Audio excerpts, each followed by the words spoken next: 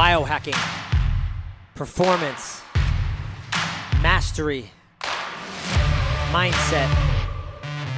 This is a show about getting better every single day. The Hack Life with Joel Levin. Welcome to the show. This is Joel from The Hack Life. I'm here with Sue Baelan, who is a midwife and the originator of Sacred Body Midwifery. Midwifery, right? I said that right? Midwifery. Sue has been a midwife for over 15 years, and one of the reasons why I wanted to interview you is that you were our midwife for our second child, Tadeo, and one of the amazing experiences for me, I think, in perspective-wise, is that I got to have two different births. So I got to have a birth at a hospital, and then I got to have a birth with you. And that's something I want to delve into because I will tell you and the audience that the second birth with you was by far superior. It was by far a better experience, and that's why I wanted to have you on. So welcome to the show. Thank you. I think it's always great perspective to have somebody who's had a hospital birth and a home birth. And to be completely fair, second births are often easier no matter where they take place. But a lot of the things that happen in home births just don't happen in the hospital. And there's a level of relaxation and security and it's people have talked about it as being more blissful. So That's a perfect word. Yeah.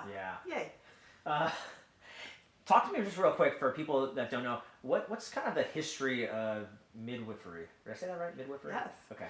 It's a new word for me. Yeah, I don't know. Is it the oldest profession or is it the second oldest profession? So clearly we've been having babies for 4 million years, and we are a culture that thrives in being in village and a very social culture. So I feel like women have always had other women around to help them birth. And somewhere along the line, things got a little messed up.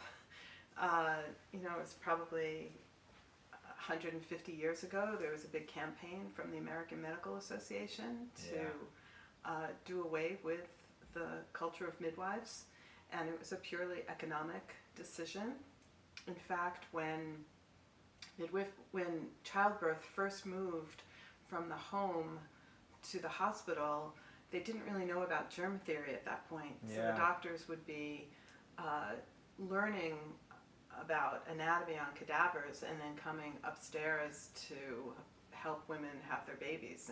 And the rates of infection were huge. Wow. So people were terrified to go to the hospital.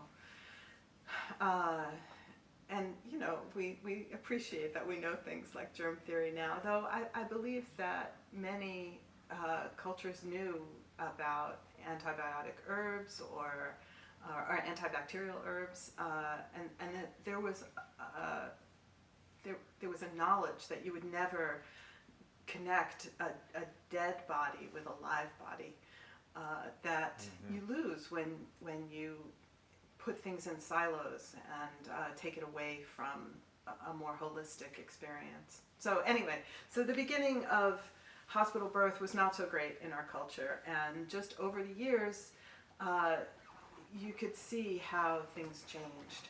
And Call the Midwife is a British series on PBS that really showed the beginning of national health care in the United Kingdom after World War II. And you could see the births that were happening right at the end of the war were all home-based. And then as national health care got bigger, all of the births started to move to birth centers and laying in hospitals, and you can just see how it became more efficient for the healthcare system to have it centralized. But that doesn't mean that that's where it's the best. I think we've lost a lot. Part of my concern about hospital birth is that everybody, to keep people safe, you have to treat people with very strict standards and protocols, and those don't always serve the individual. So It also is a place where people are not encouraged to take full responsibility for themselves and their care, and they're not, our system doesn't build in enough time. My visits with you guys, it was an hour and a half, and you had already had a baby, so you knew half of what was going on, or more than half. But we still had things to talk about, and so much of what I think is important in midwifery is building that relationship and building up trust and getting to know people, and having all of that help leading up to birth, for the actual birth, and then in the postpartum as well. And in our current system, very few people know who's going to attend their birth. They see a whole separate set of people for their prenatals. They see whoever is on call for the birth, and then they don't really even get to see people postpartum. They get discharged from the hospital after a couple of days, and they get told to come back to the pediatrician's office, come back to the OB's office at 6 weeks, and there's a lot of stuff that happens in between. So one of the things you said that I heard you say that I want to ask you, it sounds like a lot in the hospitals is like there's almost like this lack of just human connection. It sounds almost like in hospitals, it just sounds very almost regimented, very like work-like. It's like a factory, right? You come in and you go, and then all right, we got to ship you and we get you out of here. Yeah. Whereas midwifery just seems more, we're really bringing back the human connection. We're really bringing back what it is. And a birth is, I never thought of it until afterwards, and then even speaking with someone like you is just really just how like magical it is, and it's a miracle. And I know, I love births are everyday miracles. So I think, the hospitals are filled with really kind, wonderful people.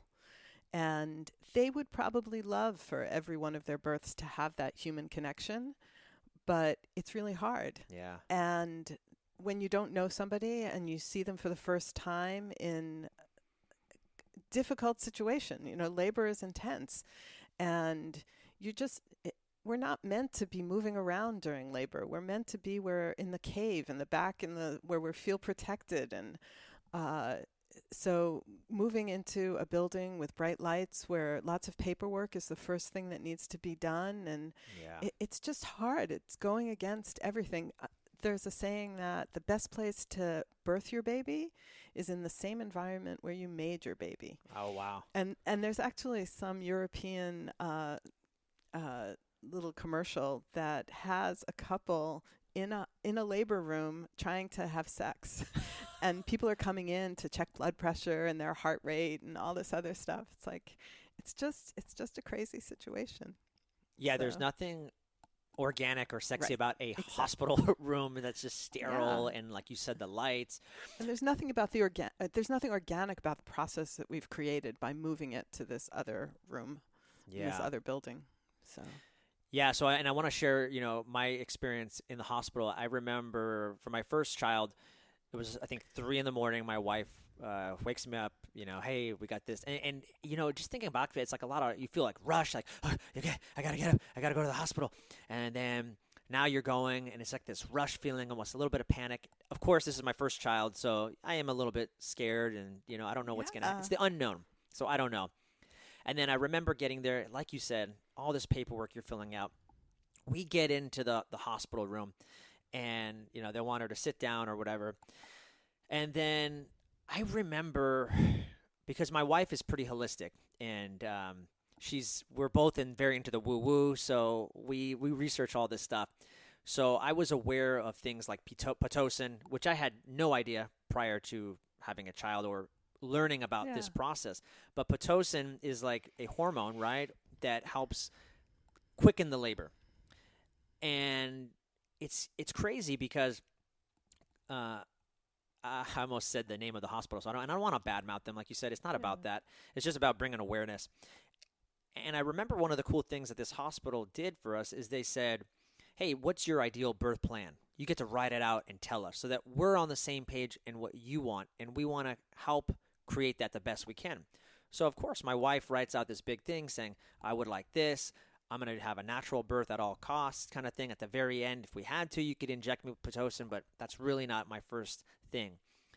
And I want to tell you, like, probably within an hour of being there, they're like, all right, so it's not moving along, and we're going to have to do, we're looking at possibly shooting it with Pitocin.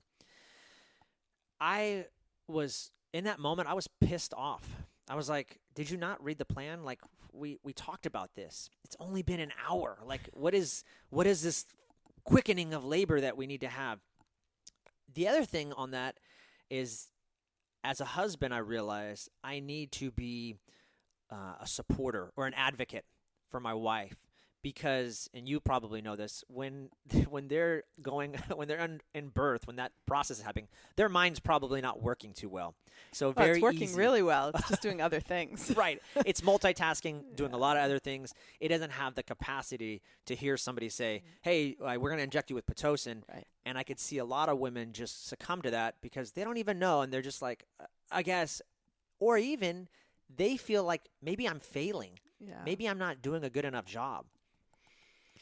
Yeah, I think there are lots of ways that we undermine ourselves. From the very beginning, all our media images have people, the water opens or the amniotic fluid releases and labor starts really forcefully. They have to get to the hospital. They have the baby before the episode is over, within an hour. And that is so not what real life looks like. Also, I feel like I remember when we first were talking and you guys were telling me about your hospital experience, you really, I feel like you got thrown into this role of protector. Yeah. Which is kind of a natural role for you anyway, and for many partners. But what that does is it really removes you from your own experience. So now you're busy, like, putting up walls or making sure that your wife doesn't suffer from things that she doesn't want. And you have to stop encouraging her or being there for her and really defend, which is a whole different set of actions and is much more adrenaline driven than oxytocin driven. Yeah. So.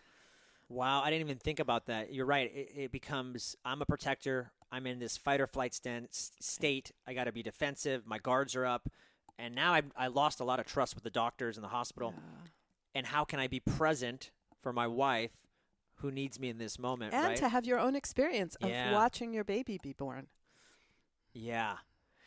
Another thing, could you talk about, I notice with a lot of hospitals, it's this idea of, all right, hey, you're going to give birth and you need to sit in the bed in this position. And my wife, who obviously knew a lot more about birth, was like, I'm not sitting in a bed. I'm walking around. I'm doing this. I'm getting on all fours.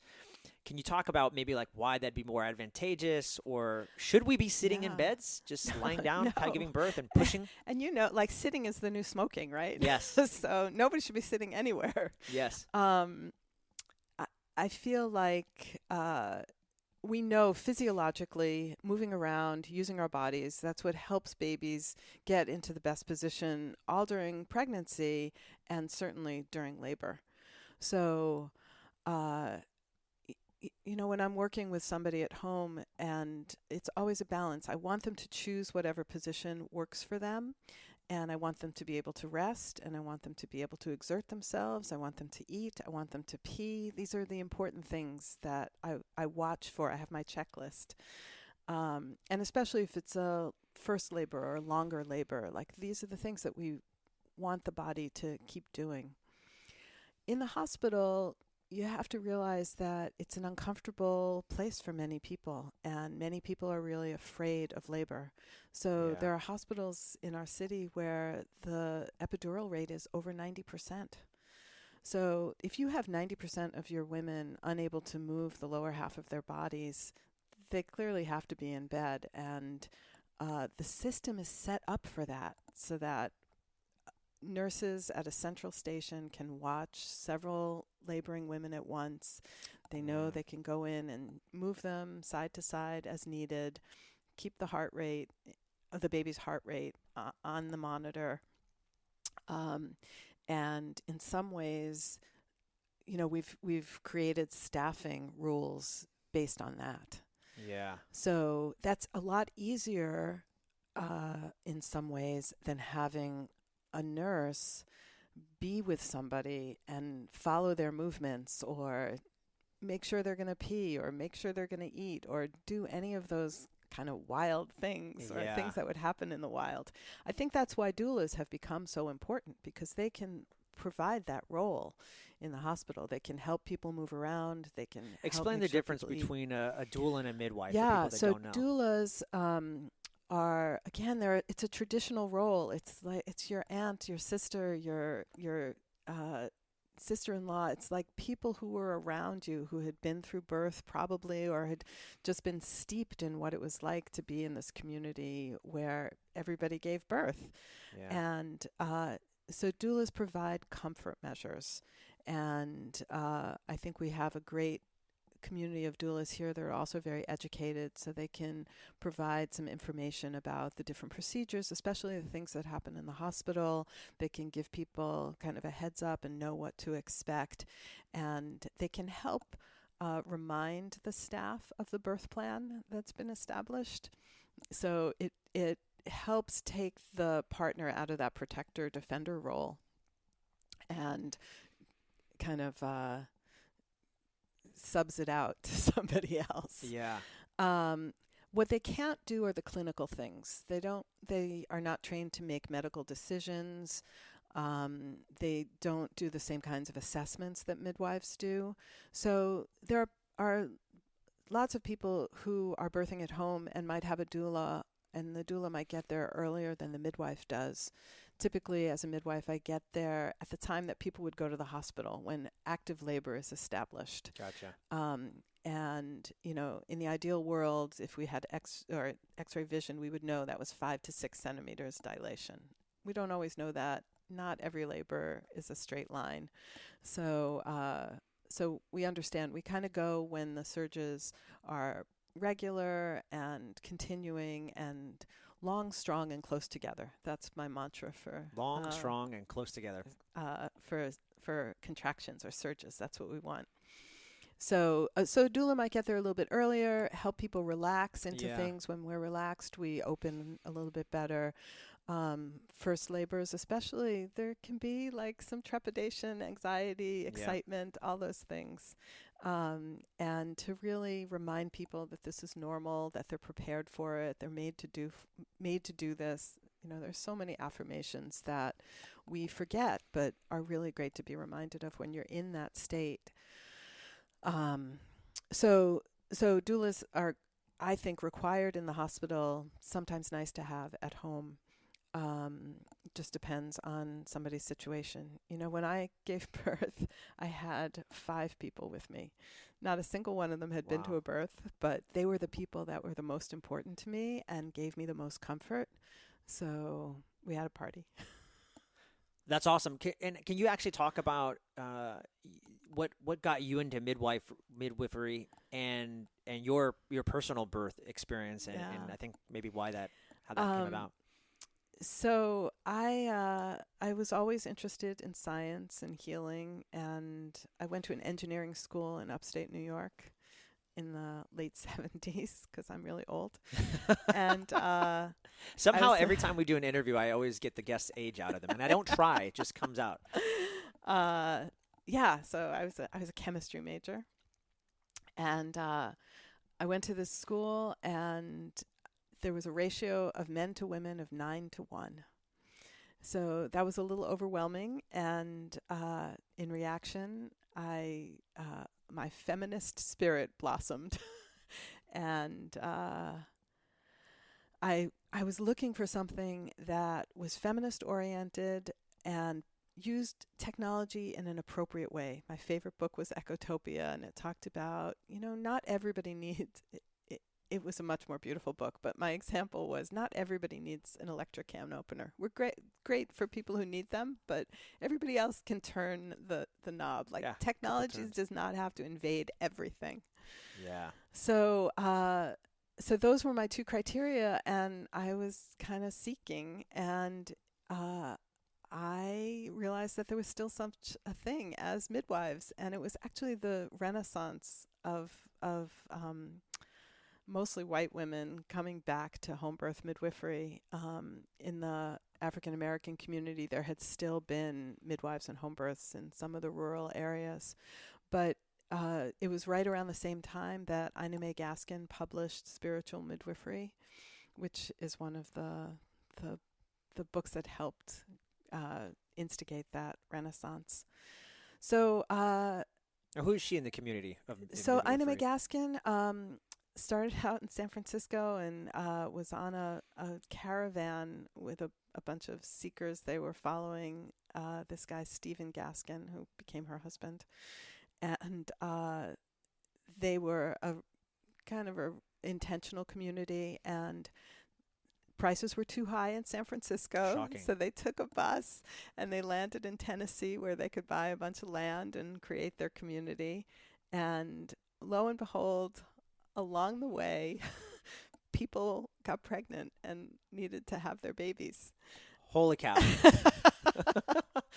So some of the women on the bus trained as best they could or attended these births. And when they got to Tennessee, they realized that this was a beautiful thing. And there were some doctors around that helped them really train and learn the medical side of things. And and the farm became famous for helping people have natural births.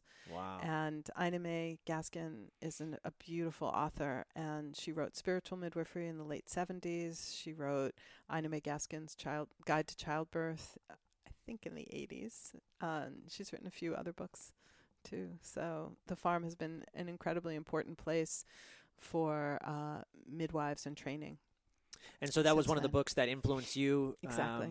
And kind of jettisoned you into this career. Yeah. So it was the late 70s. I knew I wanted to be a midwife when I grew up. I was not ready to be grown up.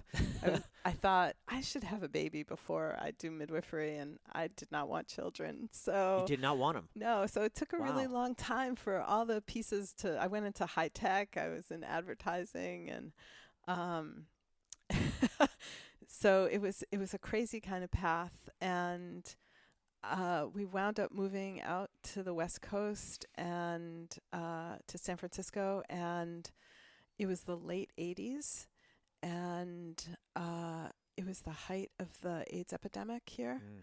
And I started working for the Names Project, who are the people that did the AIDS memorial quilt, and I turned 30. And suddenly, and I had a whole bunch of friends that were dying, and suddenly I needed a baby more than I needed air to breathe. So I was in a relationship, and we got pregnant pretty easily, and we looked for a home birth midwife, and we tested out my theory. And we had a beautiful experience. It was perfect. It was lovely, and it was everything we wanted it to be. And we're sitting in the room where I gave birth, so it's a little trippy. It looked different then. But I knew that I was doing the right thing, but I had a small child and a full-time job, and I was just trying to figure out things. So I decided it would be my 10-year plan that I would become a midwife from the inside out. And it was great. My midwife started a study group that I would go to on Thursday nights with my little one, and I did that for years, and then I did other classes, and finally, in 2001, I became a full-time apprentice. And so most of my learning was through home birth experience. In 1993, the year my daughter was born, California also established state licensing for midwives, for home birth midwives, which was a huge thing. And one of the requirements was the equivalent of a 3-year post-secondary educational program. So my midwife happened to start a school that was, validated by the Department of Education. And so I did that, and it was like people were just putting rose petals down on the path for me to follow. So midwifery school is a 3-year commitment or so? Yeah, it's the equivalent of a 3-year program. Some people take longer, some people take shorter. A lot of them are distance learning programs because there's just not the critical mass in one place. But there are some places that require in-person educational stints, so that people might go up for a weekend or a week every so often. There's a program up in Seattle at Bastyr University. It's gotten a little more formalized since '93. Yeah. So anyway, so I started my apprenticeship in 2001. I started my practice in 2005. And it's a really amazing thing to feel like, oh, I found my purpose, and that's what I'm doing. And the rewards are huge. And it's not that there are no challenges, but they feel like they're worthwhile or reinforcing or, Paulo Coelho in The Alchemist, he talks about beginner's luck as when everything just falls into place. That's what I felt like midwifery was for me. And that's the universe saying, you're on the right path. And then he talks about the challenges and the rocky path that comes next. And that's the universe saying, if you want this, you got to work for it. So I think midwifery is a perfect example of that. I love that story. I was just connecting with somebody the other day. We were talking about purpose and losing some of that purpose and looking for that. And I just love the way you talk about in your own internal conversation of dealing with like, well, maybe I should go into a career in economics or this like business because that, and I fell into that trap too. Like I should get a job from 8 to 5 because that's what everybody does. But then in the back of your mind, in the back of your heart, you knew that there was something else calling you. And I just like, for you, the turning point was 30 where you said, I'm going to do this. And you embarked on it. And like you said, it's amazing when you create this abundance and this vibration in the world, this energy that you exude. You said rose petals are being just, it felt that way. Yeah. And I can totally empathize with that. And I think more people need to understand that when you start, there's something about energy and thoughts and motion and going forward that when you start putting that energy out there, good things manifest. Yeah. And I really like that. Thank you for sharing that. Yeah, thank you.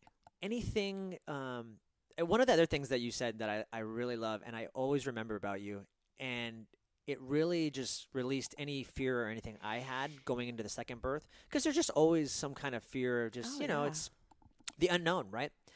But one of the things that you said that really just dropped my guards and made me feel great about the experience and good about you was, you said, Joel, women have been doing this for 4 million years. This is nothing new. We've made it seem like it's new by putting it in a hospital and you need epidurals and we need to sit you this certain way and Pitocin. And our lives are more complicated. We're not quite as in touch with nature as we used to be. So Right. And for me, that was just the ultimate. Yeah, you're right. It changed my paradigm of how I looked at the world and how I saw birth. And I'm like, yeah, and of course, you're absolutely right. This is going to be fine.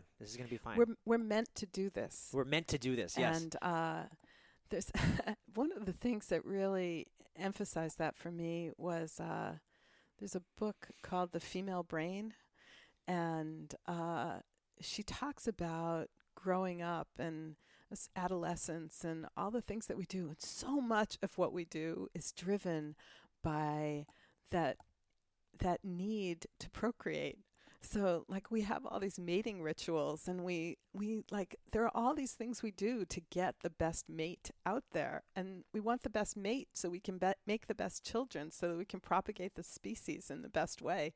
And I know that consciously none of us are thinking about that, but that's what all our hormones are driving us towards. That's what a lot of the social fabric that we've created is driving us towards. So, and that was my own experience that, my head wasn't ready for children for a long time. I understood that. It's not that I never pictured myself as a mom. It's just there was a lot of other stuff going on that was really juicy. And, but man, those hormones hit, and it was, in the old Star Trek, when Spock has to procreate, it's the call to Vulcan, and it's like, that's what it was. I don't know that reference, but I hope there's some Trekkie people out there that know exactly what you're talking about. We're dropping Star Trek knowledge on the show. This is awesome. So, one of the things that you said again is that we've meant to do that. We've been meant to do this. Um, is there anything about midwives that you could say, like, what's the biggest difference between, I guess, midwives and like nurses or doctors?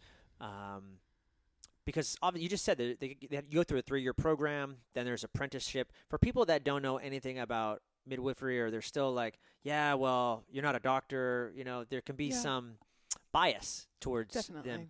Definitely. What would you tell people with that bias? So, my job is not to convince people to have a home birth. The best place to have a birth is where you feel the safest. Yeah. But certainly for me, I felt safer at home than I was going to in the hospital. And, we are just in a funky state. Like, there are doctors out there who have gone through all their medical school training and residency, and they almost never see a natural birth. Wow. So I've been in a hospital room where people came in just to see a natural birth. And it's crazy. So how crazy. Can we depend on people who have so little firsthand knowledge of what undisturbed birth looks like? It's and just like that, you just think about it, like, doctors have their own bias. If they haven't seen a natural birth, then it's like, of course, they're going into their own bias. Right. Good or bad, it's just, that's what it is. And also, we see the hospital is the place where it's appropriate. If we need help, that's where we get to push things along. So I was with somebody she dilated beautifully. She had a really hard time with second stage, which is the pushing part. And we did everything we could at home, and she started to get tired, and the surges spaced out. Like, that's an appropriate time to use Pitocin. So we went to the hospital, and she got a little bit of Pitocin, and she was able to push out her baby, and it was beautiful. Yeah. But it's the kind of thing where I was with somebody else, and she was having much more trouble dilating, and we went to the hospital and we got Pitocin, and the baby didn't like it. Like, the baby at home had been protecting itself and had been spacing out the surges and knew that it couldn't do, if it was going to be born at home like that, it was going to take a long time, like days and days and days. And sometimes that's not safe, and sometimes that's not desirable in many ways. So we're happy to have the help of the hospital when we need it. Right. They used Pitocin, which can be have a strong effect on the baby. The baby did not like it, and the heart rate went down, and they had to move to a C-section. And so we understand that there's a time and a place for these things, and if we have to push the envelope, we want to do it in the hospital. At the same time, what that means is that the people who work in the hospital, they see all the bad things. Right. So I understand how they're afraid, and they see they have so many births. So they're influenced by what happened last week. It's like, last week we had, these horrible things happen. And now when somebody comes in, they need to make sure that's not going to happen to them. Yeah. So if I have my training is at home and mostly undisturbed births, like, that's my basis. It's like, that gives me that strength to say, this is usually going to work out. Right. At the same time, I take my training very seriously, and I tell people it's a very weird job.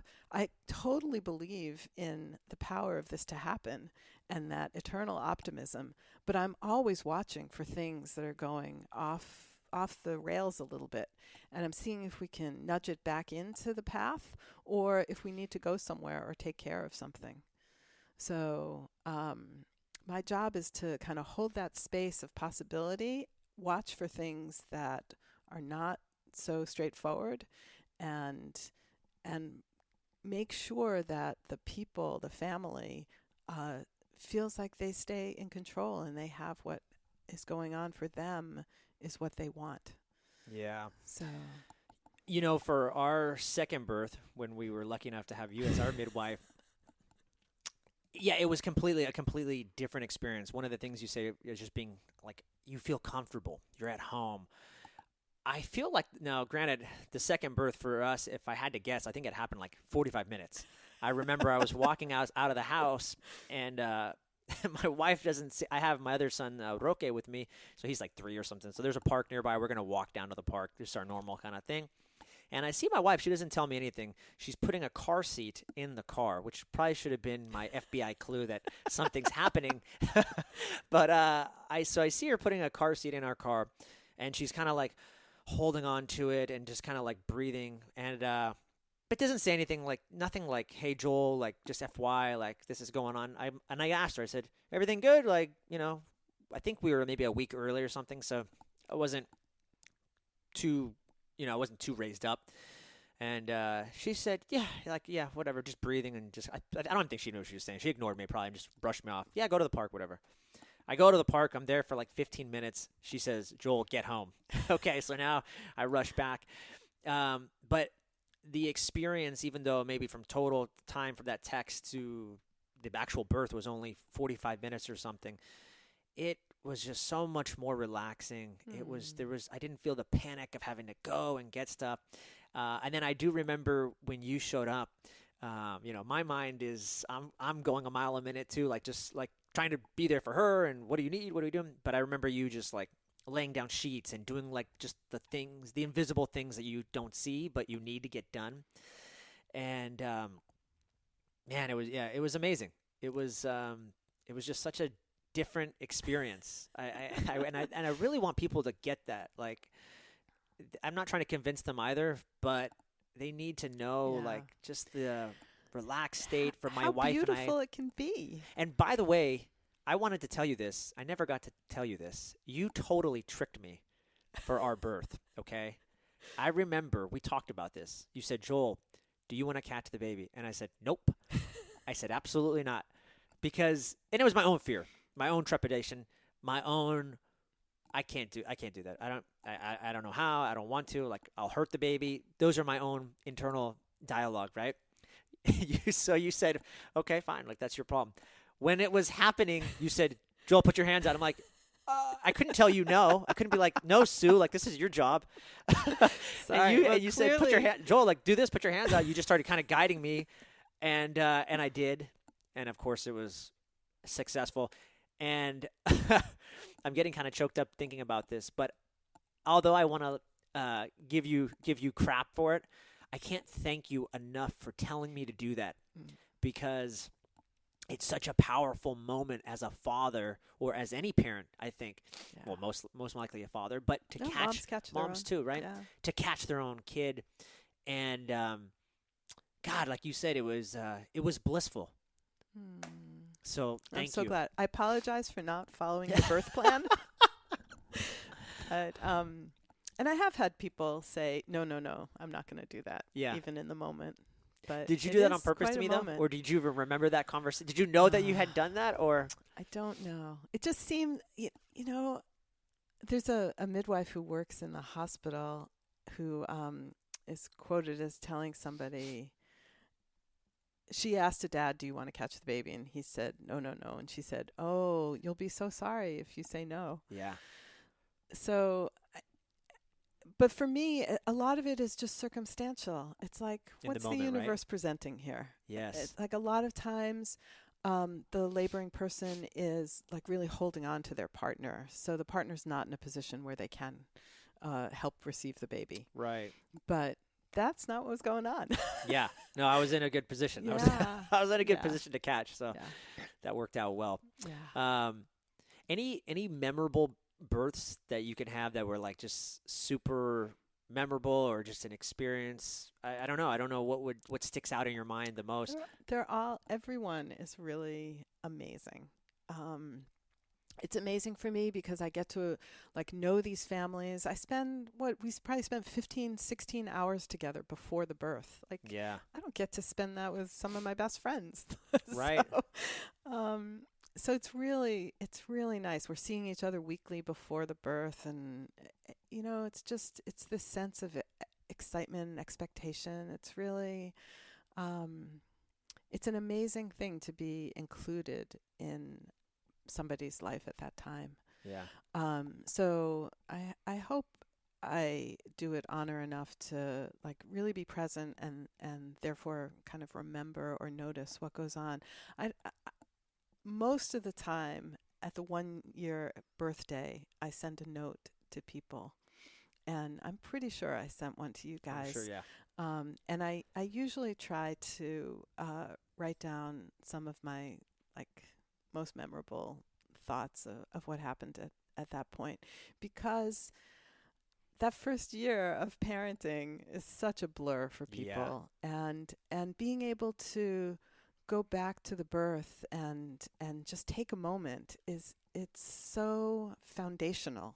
Yeah. You know, it can, and I often say the whole goal of midwifery is in our culture we put so much emphasis on pregnancy and birth, and we're not so good about afterwards. Like all our resources, Right.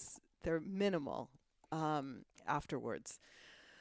So if we can use pregnancy and birth as a time to really build strong families, that will go so much further than just telling people, just follow these directions, don't worry about it.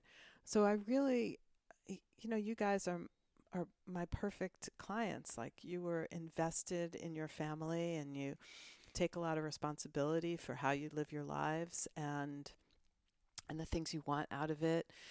Um, you've spent time building up community. You trust your instincts. Those are all things that I think are really, really important, and that I want to encourage people to do. So gestating a baby and gestating your family are parallel tracks. Just need to remind people that that's what it is. Yeah. So, yeah, the birth is short, but being able to take the strength from it and the pride. Somebody just wrote to me, the way that I treated them during pregnancy and birth were models for them about how to treat themselves and their children. Wow. And that's an incredible gift to hear that I had that effect on somebody, and also to know that somebody like appreciated that. Yeah. It's kind of, That's huge. yeah. Real quick, postpartum care. Yeah. Midwifery, I hear a lot of women having issues postpartum depression, postpartum this. Why is that so crucial, and what do midwives typically do to support? Well, I think we show up, and that's the number one thing that can help mitigate some postpartum depression. Postpartum depression, there's a certain number where it's just chemical, and that's going to happen. But a lot of times, postpartum depression is exacerbated by not having enough support. Yeah. So even if I can't provide the actual support, I can kind of be an alarm. It's like, look, you need more help, and like the whole family has to rally, or these things have to get put in place. The whole idea, so women feeling they're alone in this, only they're doing this by themselves, physically overwhelmed. Yeah. It's like where I just worked with somebody who had a C-section the first time, came home, and she rested as much as she thought she was supposed to, and she took the pain pills, and but everything was hard, and she was up and about every day, and it's like, that's just not what our bodies need. Even after a vaginal birth, that's not what we need. So I come 4 times in the first 10 days to make sure that people are resting enough, being fed, that breastfeeding is going well. Yeah. Like, those are important times when support at that level can really make or break things. And it's not that our standard medical system doesn't want to do that, but it's all centralized. So they're asking women to leave their house with their baby and go there to get that support, and that's just not the same. No, it's not, and I can testify. I mean, it's just it's so much more relaxing. Yeah. It is just so much. There's so much more ease in your life having someone like you come over. And I think something you told me too is that, hey, Joel, in like ancient culture or whatever, like you kind of told me like, hey, you need to step up your game. Not that I wasn't not going to, but just kind of letting me know in the forefront, hey, like women like would stay in bed for the first 30 days or something like that. Like they're not or at least moving. confined to the house. Yeah, for you 40 said days. I don't want my wife Nene. I don't want her going up and down stairs, kind of thing. Like that was great for me because I didn't know. I'm like, oh, okay. And my wife also is a hard charger, so she will do it on her own. Keeping her down was hard. Yeah. So I need to be the one, the advocate, to be like, hey, let me do this, even if you think you can, right? And especially when there are older toddlers around. Oh yeah, yeah. Hey, let's get into some lightning round questions. Are you ready? Okay. So lightning round questions, they're called lightning round questions, just meaning they're going to be probably a shorter answer, but it doesn't necessarily mean that it has to be like a fast answer or one word. It's just might be I'm not going to get struck by lightning. negative. I hope not. All right. So if the old you could see the new you, what would the new you say? The old me could see the new me. Getting older is an amazing process. Wisdom is hard fought and really wonderful, and there's no way that the old me would understand that. So Bob Dylan has a great line. I was so much older then, I'm younger than that now. That's so great. Yeah. Yes. You're embracing aging. That's what I get from that. Well, and just love choice. it. I mean, you have no choice. But it's a conscious choice. We talk about that at work. It's a conscious choice. What you're doing, and your thoughts control your environment. Part of it too is this job. When I started, I was the same age as the people having babies. And now I'm the same age as their mothers. So I'm being put into this other role. And I still try to think I'm cooler than their moms, but sometimes not. Yeah. So what are some choices that made you who you are today? Doesn't every choice make you who you are? Yeah, anything that stand out? We chose to move away from our family and adventure for 5 years in San Francisco, and that was 31 years ago. And now you never came back. Never came back. Pretty powerful choice too, because it really, like you said, I love the analogy of the rose petals. Just it. And it's serendipitous. Like we would not be talking today if you didn't make that move, right? Yeah, I actually think that's the biggest thing.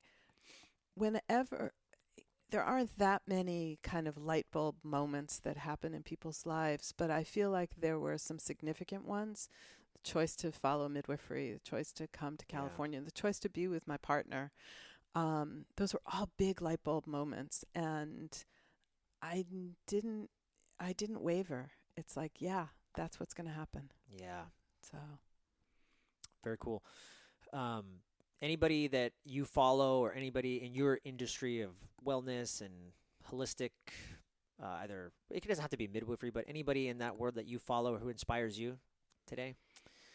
Oh, so many people. I think we're all so busy now. It's like the Instagram is the fast way to get stuff. Are you on the gram, Sue? I don't post a lot. Okay. SBEEMW, SB Midwife. Okay.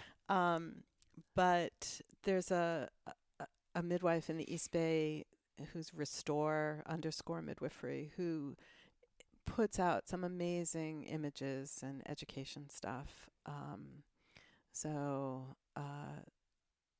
think that's great. There's a Doing It at Home podcast. Oh, cool. Out of Atlanta. They're two, I think they're both coaches, and they had their own baby at home, and they do a ton of interviews with people. Yeah. So, I'm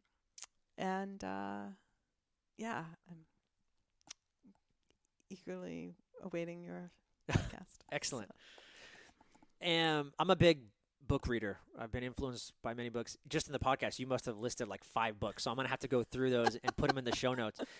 Any big books, I always say 1 to 3, that influenced you that you would recommend other people read? Wow. Gosh, one of the biggest books that influenced me is this really serious biography of this woman named Hannah Arendt. She was around the Holocaust time, and she was one of the people who said just because it was somebody's job doesn't mean that they had to do it. So we thought we were going to name our daughter Hannah for a really long time. And then when we had a baby, it was like, oh, that sounds terrible together. I don't like the sound of that. So, the books are just so rich and so valuable. I'm reading one now about the engineers behind the NASA program, the Apollo missions. And it's like the astronauts get all the credit and the engineers, were amazing superheroes. Of course. So it's like you need both. You need both, yeah. You need both. Great perspective. Yeah, there's always a team behind, right? Yeah. Like they say, even with husbands, there's always a good wife behind a husband or anything like that. Or the other way around. Or the other way around, yeah. I'm a big person in rituals, or sometimes people call them hacks, right? And I like hacks because they might get you to a certain, they might nudge you in the right direction somewhere. But at the end of the day, I'm all about mastery. But are there any rituals or daily practices that you do, like gratitude journaling or something for you that's just a huge game changer and you wish everyone would do this? I am also big into rituals, and my life is very routinized, partly because my job is so crazy. I can get called away at any time. So I really take solace in my rituals. My relationship with my sweetie, when we broke our rituals, that's when we had the hardest time. So it's like as simple Totally as we used to walk to a cafe every Saturday. The cafe closed, and our relationship fell apart until he realized that's what happened. Yeah. So, I take my yoga practice very seriously, and I really think that that is salvation for me in a lot of ways. And at the end of every practice, there's definitely a moment of gratitude. I think flossing your teeth is really important. It is. It is very important. People should be, I'm sure people that don't do that. Why? I get such good joy out of it myself. Last but not least, where can people find you if they want to learn more about you? Yeah, I'm happy to answer questions about midwifery and home birth. Even if people don't live in the Bay Area, I work in San Francisco. SacredBodyMidwifery.com is the best way to reach me. Awesome. And then on Instagram, can you say your handle again? SBEE Midwife is SBEEMW. Awesome. So it's SB Midwife. Thank you so much, Sue, for being on the Thank show. you. The great Sue Baelan. Guys, thank you so much for tuning into the show. It absolutely means the world to me, and I'm extremely grateful for this opportunity. If any of this resonates with you, feel free to go to iTunes and leave me a 5-star review. There you can follow me, or you can follow me on Spotify. And if you're interested in life coaching or health coaching, you can find me at joelevancoaching.com. And I'd love to connect with you there. Thanks, and continue to be amazing.